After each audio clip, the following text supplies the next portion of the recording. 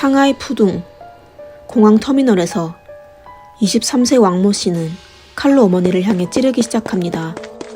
칼에 찔린 어머니는 결국 쓰러지게 됐는데요. 모자 사이에 무슨 일이 있었던 걸까요? 일본으로 유학 간 왕모 씨는 왜 괴물이 됐을까요? 어머니는 왜 법정에서 면죄 요청을 했을까요? 이 가족은 도대체 무슨 일이 있었던 걸까요? 안녕하세요. 미스터리 수사국입니다. 오늘은 여러분께 중국 상해 푸둥공항에서 일어난 사건을 소개해드리겠습니다. 가정은 아이들이 태어나서 처음 접하는 따뜻하고 꿈을 키울 수 있는 곳으로 인생에서 가장 중요한 서식지라고 할 수 있어 한 사람의 삶에 아주 큰 영향을 미치게 되죠. 나쁜 가정 환경은 사람의 처사 방식에 악영향을 줄 뿐만 아니라 심리적인 문제도 생길 수 있습니다. 2011년 한 건의 특별한 재판이 진행됐습니다. 법원의 피고석에는 아들이 있었고 피해자석에는 그의 친모가 있었습니다. 이 사건이 바로 중국에서 센세이션을 불러일으켰던 푸둥공항 친모 살해 사건입니다. 2011년 3월 31일 중국 상하이 푸둥국제공항에서 비상이 걸렸습니다. 피투성이가 된 여인이 바닥에 쓰러져 있고 한 외국 남자가 수건으로 그녀의 상처를 누르며 계속 호흡하고 정신 차리라고 일깨워줬는데요. 이 장면을 지나가는 사람이 핸드폰으로 찍었습니다. 바닥에 누워있는 여인은 구씨 여자며 한 아들의 어머니였어요. 그녀의 아들은 픽업하러 공항에 갔다가 결국 비행기에서 내린 아들의 칼에 연속 9번이나 찔려 쓰러지게 됐습니다. 어머니를 찌른 아들은 죽어가는 어머니를 두고 뒤도 돌아보지 않고 현장을 떠났습니다. 중상을 입은 어머니는 아들이 떠나는 모습을 지켜보다 시야가 점점 흐려지며 기절하게 됐습니다. 구급차가 도착한 후 외국 남자는 말없이 떠났습니다. 그에게 감사하다는 말조차 표현하지 못했어요. 응급치료를 통해 구여사는 목숨을 건지게 됩니다. 만약 그 당시 제때 응급조치하지 못했다면 그녀는 영영 깨어나지 못할 수도 있었어요. 병원에서 깨어난 구여사는 상처에 염증이 생겨 미열과 혼수 상태에 빠졌어요. 사건 발생 후 여론은 떠들썩했습니다. 인터뷰 진행 시 구여사는 생각만 해도 무섭다고 했지만 여전히 아들을 도우려고 노력하였습니다. 무슨 짓을 해도 자식이라고, 항상 말을 잘 듣는 착한 아이라고, 이번에는 자기가 한 말이 아들에 대해 자극이 컸다고 했습니다. 그리고 또 경찰에게 아들의 앞날을 위해 풀어주라고 애원했죠. 구여사의 아들 왕가경은 사건 발생한 지 30분 만에 체포되었습니다. 경찰의 신문에 그는 일본에 있을 때 어머니에게 등록금을 요구하였지만 어머니가 등록금 얘기를 외면하자 상하이로 들어오게 되었고 공항에서 어머니랑 얘기를 하다 말싸움이 시작됐는데 홧김에 어머니를 칼로 찔렀다고 했습니다. 학교 등록금을 주지 않았다고 어머니를 살해했다고요. 사람들은 전부 아들 왕가경이 짐승보다도 못한 인간이라고 지적했습니다. 해외에서 수년간 유학생활을 하던 아들이 어머니에게 감사는커녕 자기의 손으로 어머니를 찔렀다니 도대체 사람들의 상상을 초월하게 만든 이 사건이 발생한 진짜 이유는 무엇일까요? 어떤 일로 인해 왕가경을 불효자로 만들었을까요? 24살 왕가경은 상하이에서 태어났습니다. 어릴 때는 얌전하고 부모의 말을 잘 듣는 아이였어요. 그의 부모는 항상 그가 공부를 잘하여 좋은 대학교를 다녀 성공하기를 바랬어요. 하지만 그의 아버지는 알코올 중독자의 성격이 급하여 어린 아들에게 많은 스트레스를 줬습니다. 조금만 잘못하면 때리고 꾸짖어 아들은 아버지에 대한 공포심이 컸습니다. 남편의 교육 방식에 구여사는 불만이 많았지만 교육권은 남편이 쥐고 있어 아들이 맞을 때마다 물질로서 아들을 위로하였습니다. 중학교에 입학하게 된 왕가경은 아무리 노력해도 성적은 높아지지 않았습니다. 하지만 그의 아버지는 본인의 체면을 세우기 위해 고교 입시 시험이 끝나고 아들의 성적으로 절대 입학할 수 없는 2개의 명문 고등학교로 지원하였습니다. 아니나 다를까 고교 입시에 실패하여 아들은 학교에 다닐 수 없게 됐습니다. 할 수 없이 집에 있게 된 왕가경은 아버지로부터 바보라는 호칭이 하나 더 생겼어요. 아버지는 왕가경이 기술학교에 가는 건 원치 않았습니다. 그러다 일본으로 시집간 누나가 생각났습니다. 2007년 왕가경의 아버지는 그를 일본으로 유학을 보냈습니다. 아들이 고모의 집에 있으면 숙박비도 절약하고 그를 돌볼 사람도 있을 거라고 생각해서죠. 일본으로 유학 가게 된 왕가경은 처음 고모 집에서 살게 됐습니다. 그러다 일본어를 할 줄 몰라 어학원을 먼저 다녀야 했어요. 이런 생활을 3개월 정도 유지하다가 왕가경은 고모의 집에서 나왔습니다. 고모는 10년째 우울증을 앓고 있어 정신 상태가 매우 예민했습니다. 고모의 집에는 이런저런 규칙이 많았는데 예를 들어 저녁 9시 전에는 꼭 취침해야 하고 하루에 인터넷을 할 수 있는 시간은 40분 등등의 규칙이 있었죠. 그가 규칙을 어긋나기만 하면 고모는 그를 호되게 혼냈습니다. 참다 못한 왕가경은 고모의 집을 떠나기로 하고 집을 임대하여 혼자 살게 됐습니다. 그로부터 그는 다시 고모를 찾지 않았습니다. 아무도 의지할 수 없게 된 그는 집에서 보내온 생활비로 살 수밖에 없었죠. 어학원을 마친 그는 일본의 한 대학에 경제학과로 입학하게 됐습니다.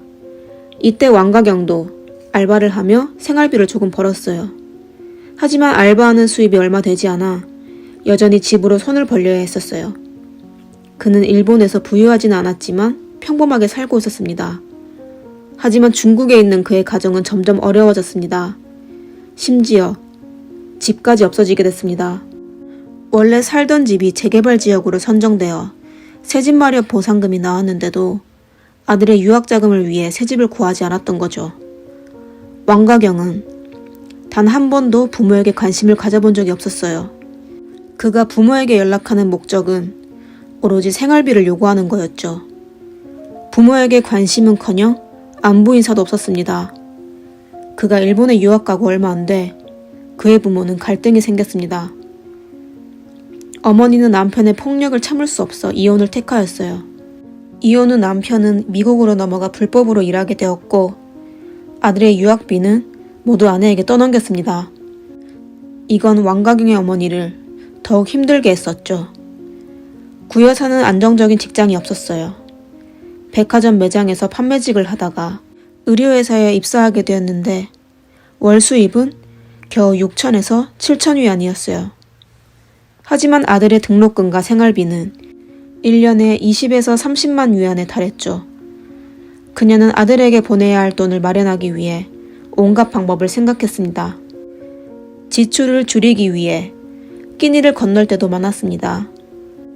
그리고 교통비를 절약하기 위해 출퇴근길을 걸어다니고 나중에 또 임대료까지 절약하기 위해 어머니의 집으로 이사하여 먹고 자며 절약한 돈을 전부 아들에게 보내줬습니다. 아들의 독촉에 그녀는 늙은 어머니께도 손을 벌렸습니다. 하지만 늙은 어머니의 퇴직금은 겨우 생계를 유지할 수 있는 정도여서 어쩔 수 없이 그녀는 사채를 빌리기 시작하였어요. 아들이 외국에서 혼자 공부하느라 부담이 크다고 생각한 그녀는 아들에게 본인의 근황을 얘기하지 않았어요. 그녀는 아들이 전화로 생활비를 달라고 할 때마다 최선을 다해서 송금했습니다. 과도한 요구에도 아무 말 없이 만족시켰어요. 하지만 이건 아들에게 엄마한테 돈이 많다는 착각을 줬습니다. 왕가경은 일본 생활이 길어지자 점점 예민해지기 시작했습니다. 그는 2008년부터 망상증에 빠졌습니다. 슈퍼마켓에서 일할 때 모든 고객이 자신을 해칠 것 같았고 평소 사이가 좋던 동료가 그의 옷을 망가뜨렸다고 착각하여 동료의 반지를 바닥에 던지고 밟아 복수하였습니다. 결국 왕가경은 재물파손죄로 집행유예 6개월을 선고받았어요. 복역은 면했지만 구치소에서 한동안 지내게 됐었죠. 그의 가족은 사건 발생 후 보름이 지나서야 아들이 저지른 짓을 알게 됐습니다. 왕가경은 외국인 신분으로 범죄를 저질러 더 이상 일본에서 아르바이트를 할 수 없었습니다. 그러자 그는 어머니께 더 많은 생활비를 요구하였죠. 사건 발생 후 왕가경은 망상 증세가 더 심해져 환청까지 듣게 됐습니다. 그는 누군가가 계속 자기를 욕하고 있다고 가족에게 얘기했습니다. 그리고 컴퓨터와 핸드폰에서도 다른 사람의 목소리가 들린다고 하며 컴퓨터와 핸드폰을 부수고 새로 사고 냈었죠. 그의 생활비는 점점 늘어가기만 했습니다. 그리고 다른 사람이 자기를 괴롭힌다고 생각한 그는 이사를 가기 시작했습니다. 여러 번의 이사 끝에 사건 발생 전 마지막으로 이사간 곳의 임대료는 12,000위안에 달했습니다. 보안이 철저한 곳으로 가게 되었지만 여전히 자신을 괴롭히는 사람이 나타날 거라고 믿은 그는 항상 2개의 칼을 가지고 다녔습니다. 심지어 한 번은 이웃과 말다툼하다 상대방을 찌른 적도 있었습니다. 결국 20일 동안 구금됐는데 그의 피해망상증을 더욱 심하게 만들었습니다. 2009년 전까지는 어머니가 아들의 학비와 생활비를 마련해 줄 수 있었는데 시간이 길어지자 어머니가 밀린 사채의 원금과 이자를 합계하면 수십만 위안에 이르게 됐습니다. 끝없는 생활비 요구에 어머니는 결국 아들에게 기용 이야기를 하게 되었습니다. 어머니의 말을 들은 아들은 더욱 깊은 공황에 빠졌습니다. 환청으로 전문 병원에서 귀검사를 받았으나 역시나 정상이었습니다. 매우 불안해 보이는 왕가경에게 의사는 정신과 검사를 권했습니다. 의사로서 소명을 다했을 뿐인데 왕가경은 모욕감을 느끼고 병원을 상대로 진상을 부리기 시작했습니다. 그러다 분한 왕가경은 바로 병원을 떠나고 전화로 어머니께 의사의 말을 얘기했었어요. 하지만 어머니는 주의를 기울이지 않았죠. 2년 뒤 아들이 졸업하기만 하면 모든 게 잘 될 거라고 생각하여 사채업자에게만 시달리게 됐습니다. 모자의 애틋함은 점점 커지는 다툼 속에서 없어졌습니다. 왕가경은 어머니가 제때 돈을 주지 않자 본인에게 돈을 숨기고 있다고 오해했습니다. 이 상황에서도 그녀는 여전히 아들에게 사실을 얘기하지 않았어요. 2010년 4월, 왕가경은 미국에 있는 아버지와 연락이 안 되자 상하이로 돌아가 어머니에게 10만 위안을 요구하였습니다. 어머니가 돈이 없다고 하자 분노에 빠진 왕가경은 외할머니의 집에서 보이는 물건을 전부 부수며 돈을 달라고 외쳤습니다. 그리고는 온 마을 사람들이 말릴 정도로 소란을 피우게 되었죠. 그러다 2011년 3월, 일본 대학교에 새학기가 다가오자 또 등록금이 필요해졌습니다. 구여사는 고민 끝에 아들에게 진짜 돈을 마련할 수 없다고 이실직고했습니다. 하지만 여전히 왕가경은 어머니가 돈을 숨기고 있다고 생각했었죠.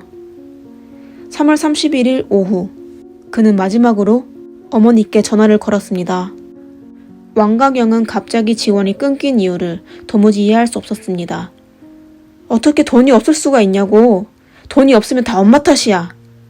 전화를 끊은 그는 남은 돈으로 도쿄에서 상하이로 가는 비행기 티켓을 끊었습니다. 돈이 없어 하루를 굶었고 또 귀국하는 비행기에서 다른 사람이 자기를 괴롭힌다고 생각하게 된 그는 분노에 빠진 상태였습니다. 공항으로 아들을 픽업하러 간 어머니는 첫눈에 아들이 이상하다고 느껴졌습니다. 계속 무서운 눈빛으로 주시하는 게 느껴졌었죠. 둘은 100m도 걷지 못하고 2분 만에 말다툼을 시작했습니다. 분노를 참지 못한 아들은 어머니를 향해 9차례나 찔렀습니다. 왕가경이 체포된 후 신문을 받을 때 계속 누군가가 자신을 괴롭힌다고 했어요. 그러나 자세히 물어보면 또 누가 어디서 어떻게 자신을 괴롭히는지에 대해선 얘기하지 못했죠. 왕가경의 어머니는 아들이 정신적으로 문제가 있다며 그가 자기를 찌른 건 정신병 때문이라고 하며 정신과 평가를 요구하였습니다. 감정 결과 그는 심한 환청과 박해망상증을 앓고 있어 정신적 질병으로 확인됐습니다. 그가 언급한 문제도 실제로 존재하지 않았어요. 또한 이 비극은 사실 피할 수 있었는데 가족들의 외면에 제때 치료받지 못하여 발생한 사건이었습니다. 사람들은 정신병 환자는 형사 책임을 면할 수 있다고 생각하지만 사실 법조에 규정된 것은 정신병자가 자신의 행위를 식별하고 통제하는 능력을 완전히 상실한 경우에만 형사 책임을 받지 않습니다. 사건 발생 후 사회에서 왕가경이 형사처벌을 받아야 하는지에 대해 논란이 계속됐습니다. 2011년 10월 19일 공항 침몰 상해 사건의 재판이 시작됐습니다. 어머니는 아들을 위해 변호사를 고용하였습니다. 법정에서의 만남은 사건 발생 후 두 모자의 첫 만남이었습니다. 가까이 있게 됐지만 원고와 피고는 너무나도 다른 입장이었습니다. 법정에서 구 여사는 법원이 아들에게 무죄를 선고하고 사회로 복귀하기를 요구하였습니다. 하지만 그녀가 사장하고 애원할 때 왕가경은 피고석에서 무표정으로 서 있을 뿐이었습니다. 상해 푸둥신구 인민법원은 1심에서 왕가경을 고의 상해죄로 징역 3년 6개월을 선고하였습니다. 이 판결은 그의 성장 환경과 질병을 조합하여 결정한 것입니다. 피고는 항소를 제기하였습니다. 2012년 3월 12일 상하이 제1중급인민법원에서는 항소를 기각하고 원심 판결을 유지하였습니다. 왕가경은 교도소에서 정신병 치료를 받게 되었습니다. 사건 발생 후 그의 고모는 남동생에게 전화를 걸었어요. 가족들은 왕가경이 이렇게 된 건 아버지의 책임이 크다고 했습니다. 전화를 받은 아버지는 침묵에 빠졌습니다. 나도 반성하고 있어.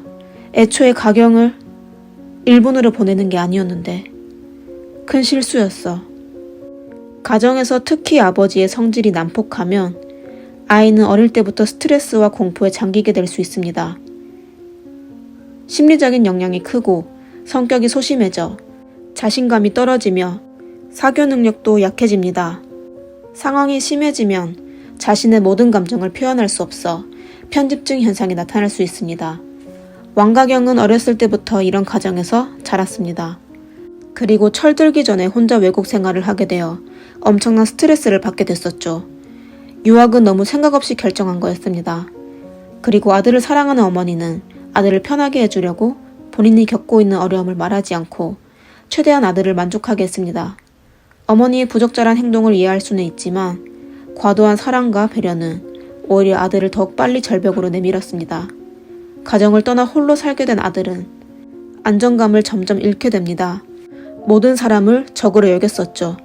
유일하게 도움을 줄 수 있는 어머니마저 적으로 여기며 극단적인 행동을 택했습니다. 왕가경의 근황은 모르지만 이번 사건을 통해 부모와 자녀는 자신의 역할을 잘 하되 서로를 믿고 지지해줘야 된다고 느껴지네요. 강압적인 모습과 잘못된 배려는 오히려 가정에 피해가 될 수 있죠. 모든 가정이 행복했으면 합니다. 오늘의 영상은 여기까지입니다. 여러분은 이 사건에 대해 어떤 생각이 드시나요? 여러분의 생각도 댓글로 남겨주세요. 재미있게 보셨다면 좋아요와 구독 부탁드리겠습니다. 다음 영상에서 뵙겠습니다. 감사합니다. 미스터리 소서국입니다.